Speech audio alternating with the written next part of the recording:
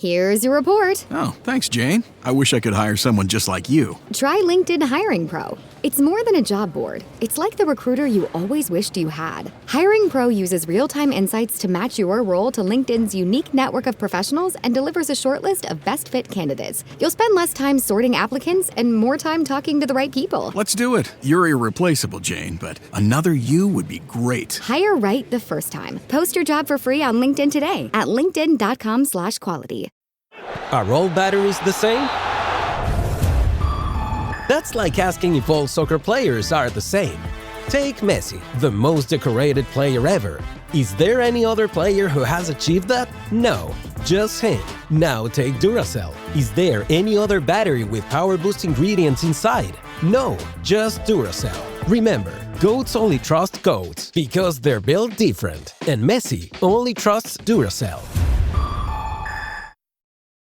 This episode is brought to you by Google Health. Stop chasing someone else's definition of health. What matters is what's healthy for you. Google Health offers a new kind of coach built with Gemini for effortless tracking, sleep insights, and holistic coaching tailored to you. Visit googlestore.com to learn more and start a new relationship with your health. Requires Google account, Google Health app, internet, and Google Health premium subscription. Features subject to change. Availability and results vary. Not intended for medical purposes. Works independently of Gemini apps. Check responses for accuracy.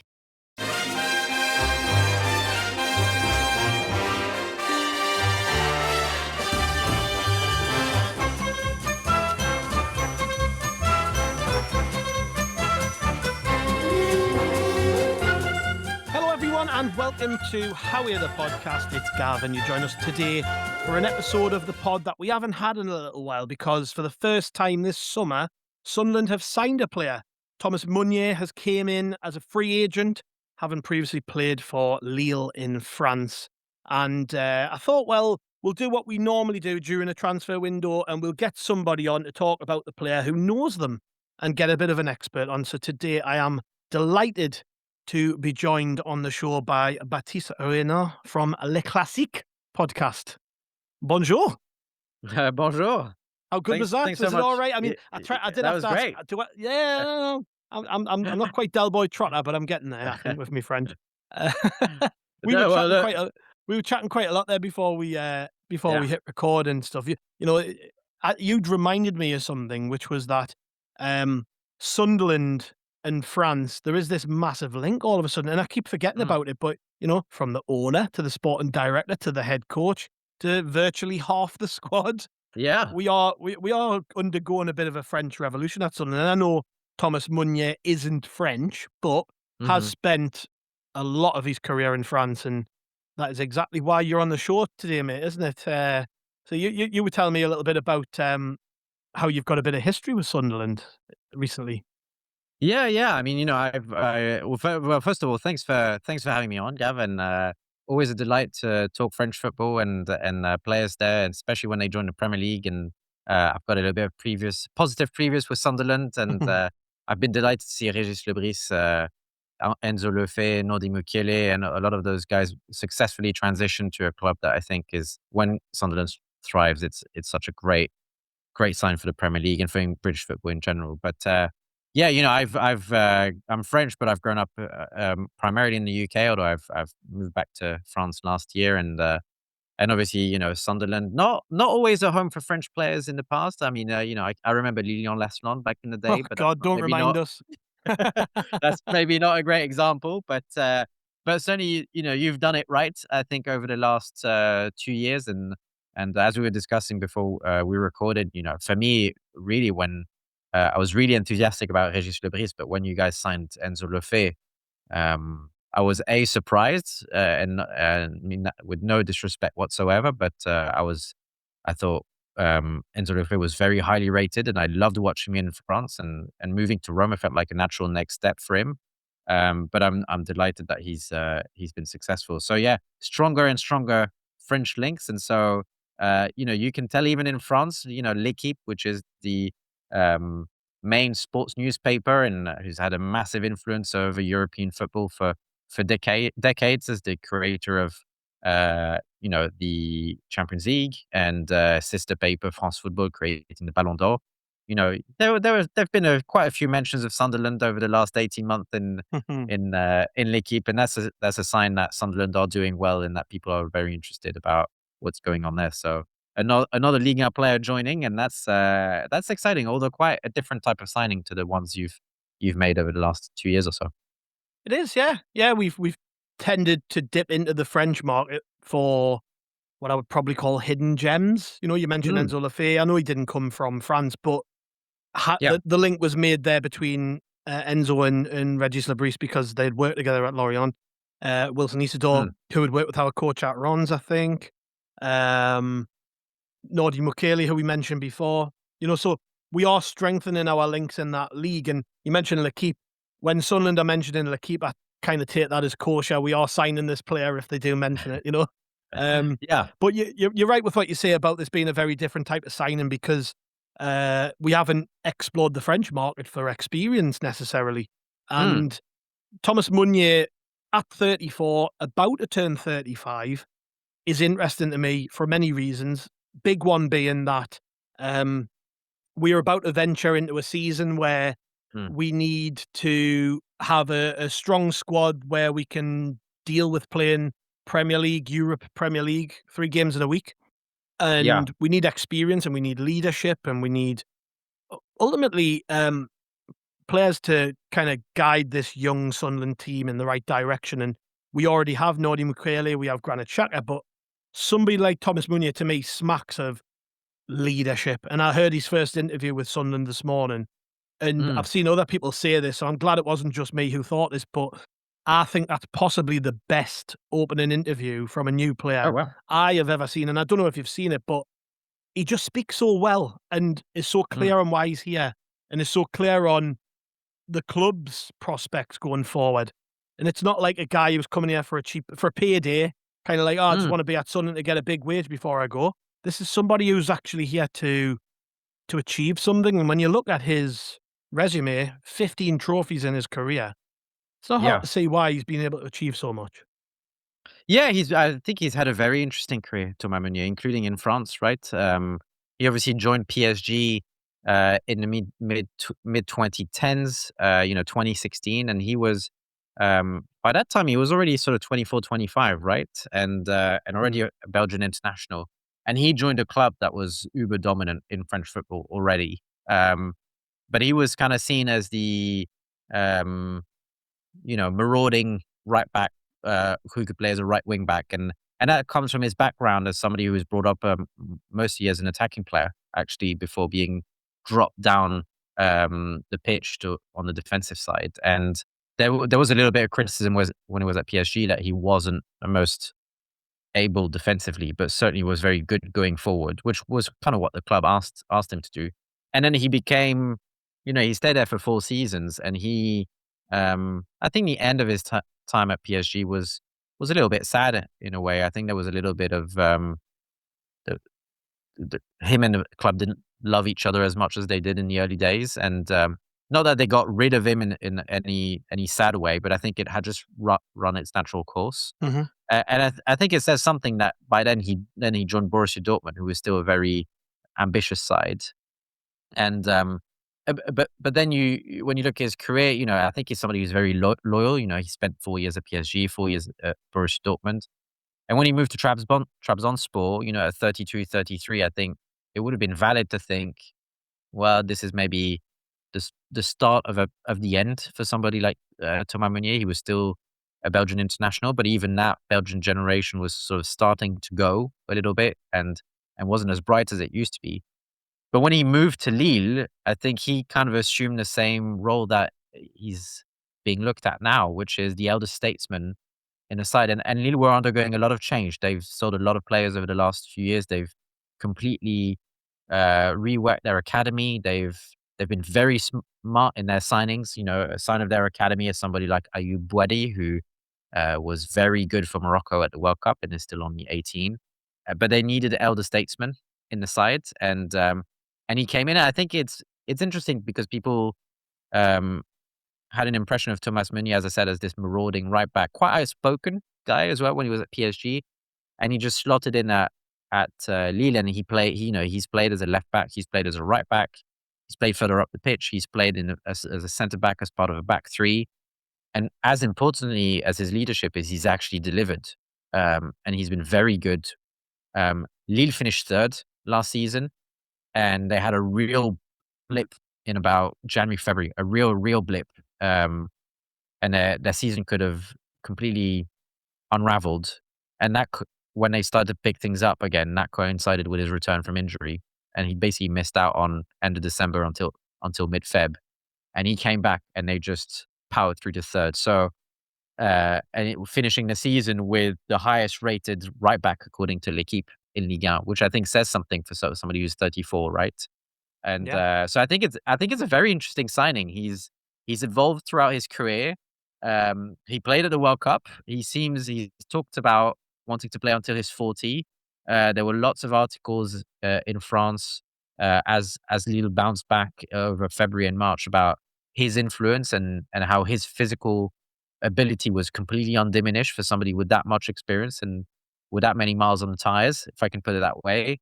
And to me, it strikes me as a smart, low risk signing for Sunderland, and always good to have an adult in the room, especially for a second season when I think safe to say that Sunderland over delivered in their first season back, and to have somebody who's known the ups and downs and can calm everybody in the dressing room, I think is a real benefit.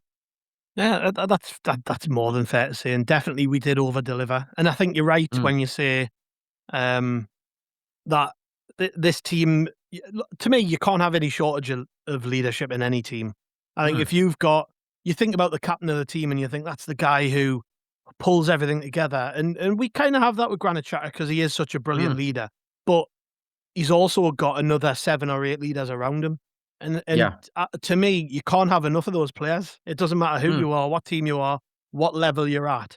You need leadership all over the pitch, every day in training, driving standards. Do you think that's probably the kind of role he's been sold on? Like you're going to come in and, you are going to play a lot of football. You might not be immediately first choice. You're coming to push a young player in Trey Hume, but I don't know about you, but I get the feeling that they've really sold him on, we need you to come in and basically do what Granit Xhaka's doing and lead this group. Yeah, I believe so. I mean, I'm not, you don't know the intimacy of the dressing room and of the discussions that take place, although you might have more insight into it as Sunderland than I do, obviously. But, what's not to like for somebody like Thomas Meunier? He's, his contract expired. He's somebody who has played in different countries. I think he's obviously, in terms of language, he speaks a variety of languages. He's been part of very international dressing rooms with very high standards. And as somebody who's got, I think, 83 caps for Belgium at one of their best times in their history, surrounded by players like Kevin De Bruyne, even at international level, where the standards were really high for Belgium. I think wherever he's been at dressing rooms that have had high standards. And as I said, is that evolution, which makes sense for a player of his age, of being the person that younger players can turn to, where he can also share his experience of what's it like to play in Europe, what's it like to face different teams that play different styles, what's it like to face a certain type of expectation, the ability to keep a certain sense of perspective, I think, as well, probably. And that comes also from, moving back to France and moving to Lille, that have always been an ambitious club, but, were probably not tagged to finish third last year. It wasn't necessarily them over delivering because they were always European challengers, but that's probably as good a season it was going to get for them. And so when you combine that with somebody who seems to still be at the peak of his physical powers and who looks after his body, I think he's a good example for younger players. And for somebody like 34 or 35, being sold on, you're going to move to a new country, but with a progressive manager surrounded by talented players in an international dressing room, you're going to play Europe, and we're going to manage your body to help you prolong your career as long as possible. There's definitely some attraction there. So I would say to me, it strikes me as a case of mutual attraction in a way between club and a really sensible, good fit, because he will get game time and he will, like I said, he had a very good season. He will push. He will be competition. He's not here to just be a number 2. I think he might even be number 1, or certainly he'll be 1B, right? And that can only be a good thing for players who are still developing and for a club that looks to grow. Yeah, I agree. And if you listen to his interview when he talks about his ambition, and he's still very ambitious at 34. Yeah. He says, "Hey, I'm a patriot. I love Belgium. I love playing for my country. And for me to be in the reckoning for the national team, I need to be playing at a high level." And so I think you're totally right. He hasn't come here to be a bench warmer. He will be coming in on the understanding that Trey Hume has been the established first choice player on that right hand side for a long time now. But the guy's played at such a high level that he doesn't care about that. He'll want to come and take his shirt. And as you say, for a 34-year-old, he keeps himself in good nick. I mean, are you expecting him to be able to cope with, playing in the Premier League every week? Because that's probably the only common comment I've seen from Sunderland supporters is he going to be able to play a lot of football at his age, given he's picked up injuries in the past? Do you think he's still capable of playing, pretty much every week? Well, I mean, every week, that's a tough ask for anybody, considering the pace of the Premier League. Even if you're 23, 24, the Premier League is one of the toughest, most physical leagues in the world still. Although I think the pace, in a way, has also died down a little bit. I don't see it's still a fast pace, but I think players still manage, players coming from abroad manage it a lot better than maybe 20 or 30 years ago, obviously. I think where I'm quite comfortable with him is I think his game has always been built on his physical ability. He's very good technically. He's very good tactically. He makes very good runs from right back, and he was a delight when he was allowed to really push forward for that PSG side. But he's always been, a physical presence. He's 6'3". He's a big guy. He's always had good pace. If you add to that, the smarts of what is now a 15-year career and 83 caps for one of the best European sides over the last maybe 12 years, right? Then that's a good package to have. It'll be interesting to see whether they want to play him every week or whether they will keep him fresh for certain parts of the year. I can imagine the Christmas period, which is always intense and unlike any other league in the world, within the Premier League, right? I can imagine they'll manage his time, and to me, it all depends on what they're looking from him as well. If you're looking for him to be a real contributor for 2, if not 3 years, then you have to manage his time. That's only normal. But certainly, he's looked sharp this season. He's looked good at the World Cup, from what I read. He's certainly he's certainly a physical and intense kind of player. And I think with his experience, he's also able to manage his game, in a way that maybe somebody who's 22, 23 and doesn't have the same experience might be more pushing his body more to the limit than somebody who's of Thomas Meunier's age and been there, done that, seen it before, and knows when to go in for a hard tackle or not, knows when to look out for himself. And so for me, I'm quite enthusiastic about it. Like I said, I'm assuming he's coming on good wages, but Premier League wages are Premier League wages anyway. But it doesn't strike me as a huge gamble for a club like Sunderland. It strikes me as somebody who's come in with the right message, clearly from his first interview as well, alignment with the club, and the ability to federate in a dressing room made up of multiple nationalities. I think is a real plus as well. Visible puts the ultimate wireless hack in the palm of your hand. With unlimited 5G wireless data and hotspot designed to keep you connected, powered by Verizon's 5G network. And no contract holding you back. Plans start at $25 a month, or get the premium Visible Plus Pro plan and save $10 on your first month when you use promo code HACK. Make the switch at Visible.com. Terms apply. See Visible.com for details. We have the tech to get food delivered in 15 minutes, but we all have horror stories about buying tickets. The Game Time app gives fans the advantage. Get amazing tickets in just a few taps. Fees are included, so what you see is what you pay. And the Game Time guarantee means authentic tickets at the best price every time. Take the guesswork out of buying tickets to concerts, sports, comedy, and more with Game Time. Download the Game Time app and create an account for $20 off your first purchase. Terms apply. When you strip away the trophies and the reputation, what type of player are Sunderland actually getting in 2026? Because, you've talked a lot there about how his game evolved at PSG and he likes to attack. But at 34, it's also very difficult to be able to play like a 24-year-old. So, what sort of player are we getting? What are his biggest strengths, and where has he perhaps maybe lost a yard or so with age? His biggest strength remains, going forward. He's a very smart player. I think he's added smarts to his physical ability over time. He finds good space, and he has his ability. If you look at Cucurella, for example, for Spain yesterday against France, the way he was finding space, coming inside, going outside, and letting Bainer come inside, that sort of intelligence, I think Meunier has got. And he's got a good, ability to pick the right pass and make do the right thing in the final third through his experience and through his role. I mean, he still, managed 2 goals and 4 assists last season for Lille from right back in systems that change, sometimes as most as a 4, but sometimes a 3-5-2. So he's got that going forward for him.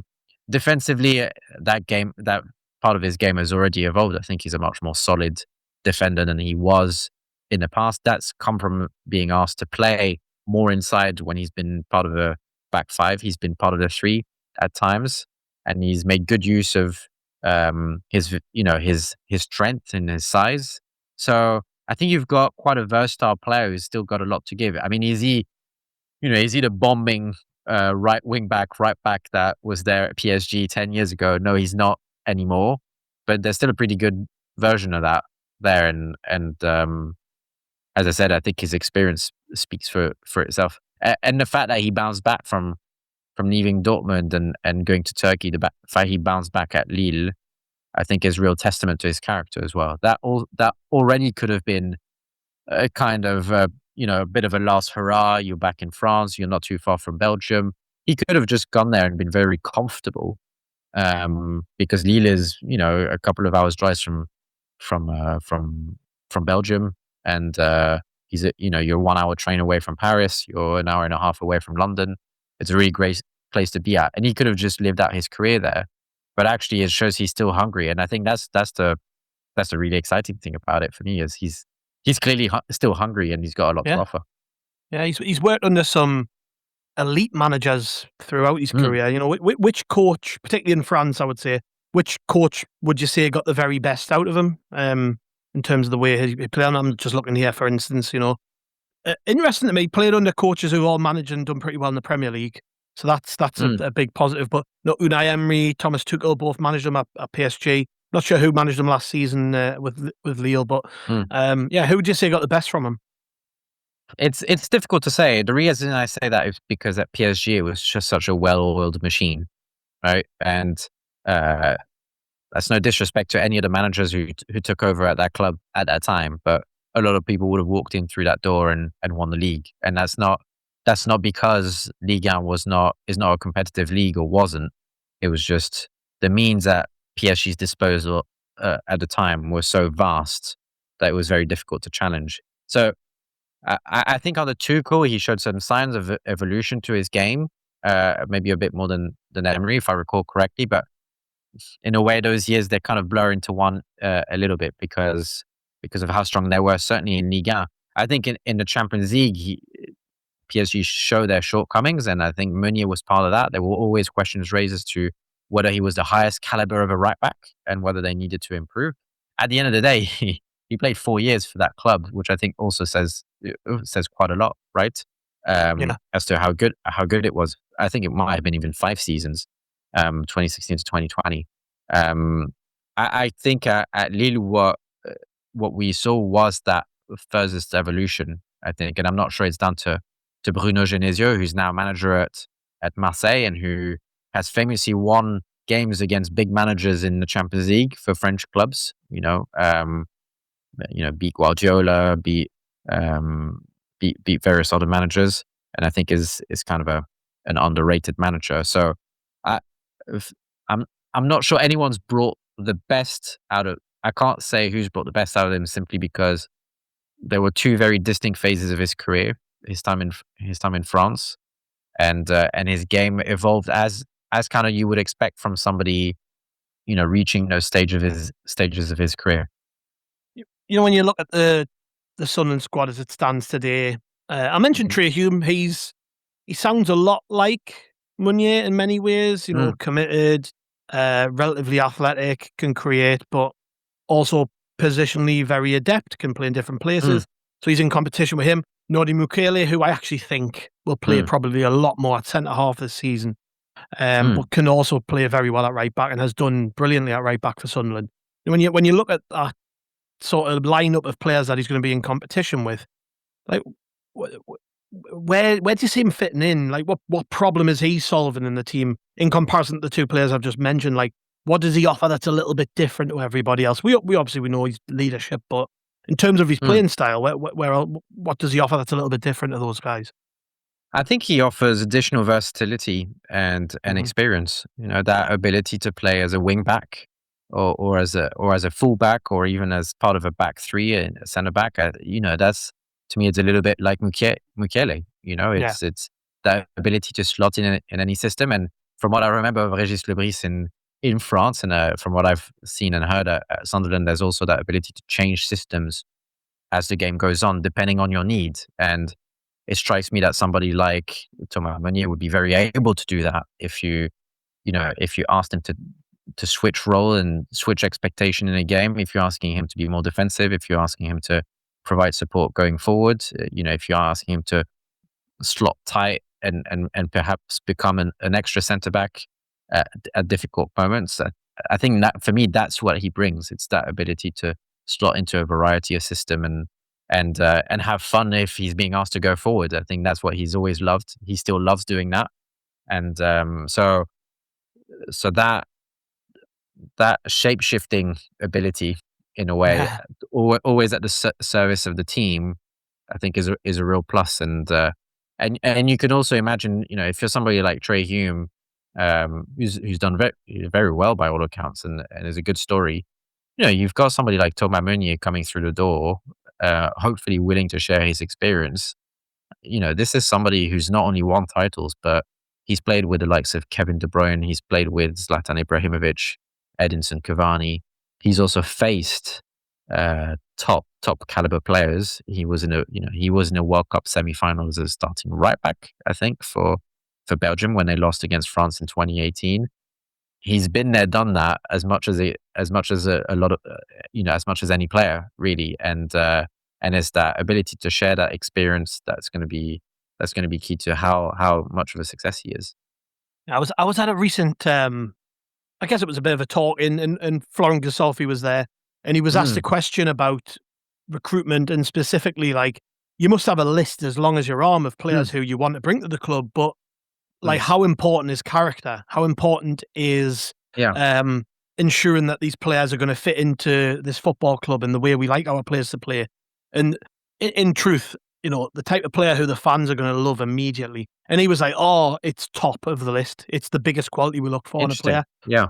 And he said, "I'll not name names, but there have been top level footballers who we've been in talks with, and then we've had a Zoom call with them, and we've been like, nah, we're not signing him."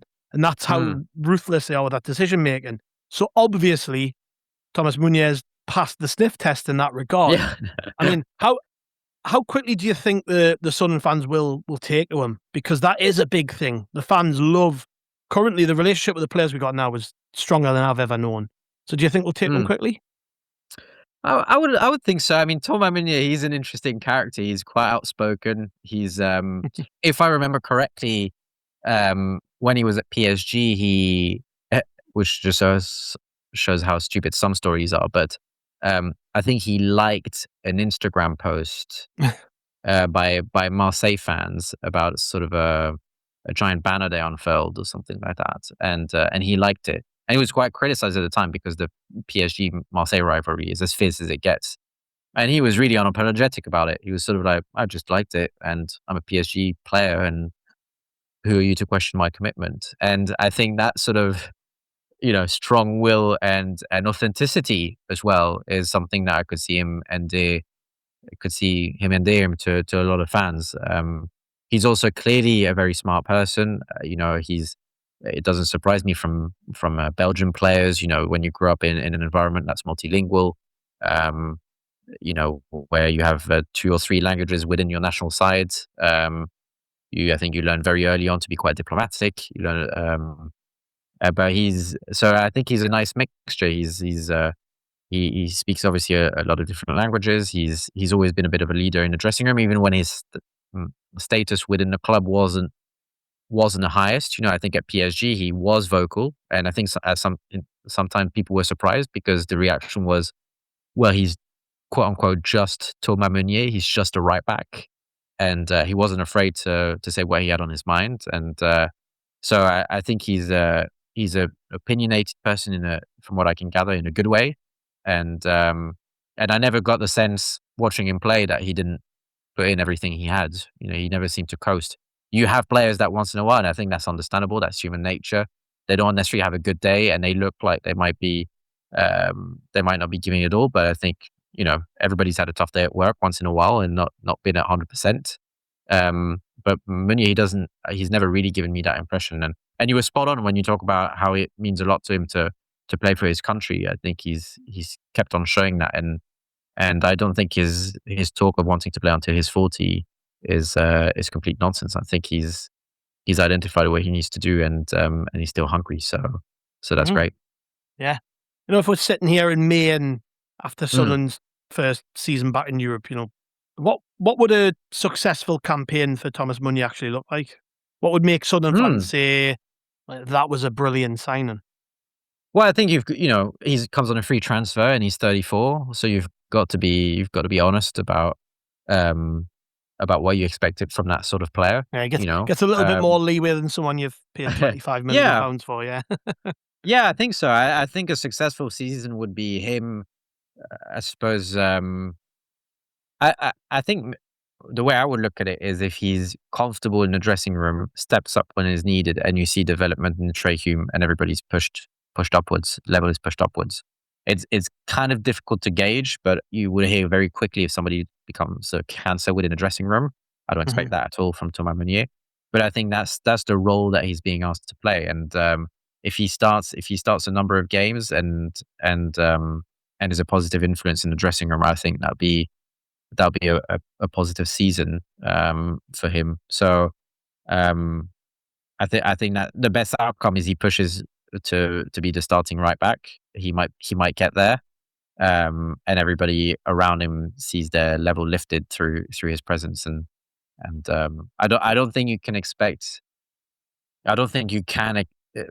honestly expect much more than that. And I'm not saying that as any sort of disrespect on his level, which I think is still very high. I think when you look at the stage he's at in his career, even with the hunger that he has and the physical ability and technical ability still clearly has, you've got to temper and manage expectations for a player like that, I think. Yeah. Finally, I guess, and I always end on this: if there were people listening to this, or there are Sunderland fans out there who are like, I don't fancy him. I don't know about this signing. Me, I don't particularly think this is a good sign. There are people out there who aren't sure about him. What would you say to them? Sure.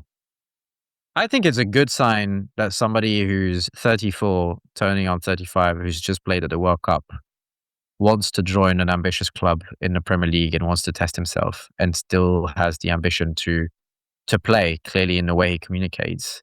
What else can you ask for somebody of that football age, if I can put that, because 34 is obviously very young. But what more can you ask? That you've got somebody joining you who fits with the ambitions of the club. As to whether it will work out, who knows? Everybody's human, and some signings work out, some signings don't, even with the best of intentions by all parties involved, right? But like I said, it just strikes me as a good fit for everyone, and it doesn't strike me as if he's seeing that as early retirement, which my advice to anybody would join in the Premier League at that age would be, please don't treat that as early retirement, because you'll be found out very quickly. Yeah. Well, thank you very much for your time, mate. It's been an absolute pleasure, and I'm sure I'll not be it'll not be the last time we chat this summer. I've got a feeling I'd sign a couple more players from France that you might have some knowledge of. But thank you very much for joining us, mate. Really appreciate it. No, yeah, my pleasure. Thanks so much for having me on, and good luck to the future Sunderland season, and may that French link keep on being strong, and good signings were those being made. Yeah. Just before you go quickly though, where can people find your stuff? Obviously, you've got your own podcast, and maybe people might want to check that out after they've heard what you've had to say today. So where can they find your stuff? Yeah, sure. Thanks. Well, we're Le Classique. You can find us on, everywhere, especially on Spotify. We're a podcast that focuses on French football, but also in particular French football history and its links to English football as much as we can. We record intermittently, if I can put it this way. We both have full-time jobs. My partner in crime and I, but we're always delighted to talk French football, and we obviously got a Twitter account, and we're always more than happy to answer questions as best as we can, and always support independent football podcasts, and we're always delighted to come and chat French football. Brilliant. Well, thank you very much, mate. Really appreciate it. Yeah, pleasure. Thank you to our listeners. I'm sure this won't be the last time that we do chat over the summer, but there's plenty to get caught up on from a Sunderland perspective. We've also got the first pre-season game of the summer coming up at the weekend against York City, so there will be content around that. I know it's a pre-season game. I know it's only a glorified training session, but we're going to treat it like a proper game, so we're going to get into it over the coming days, so make sure you stick with us here at How We're the Podcast.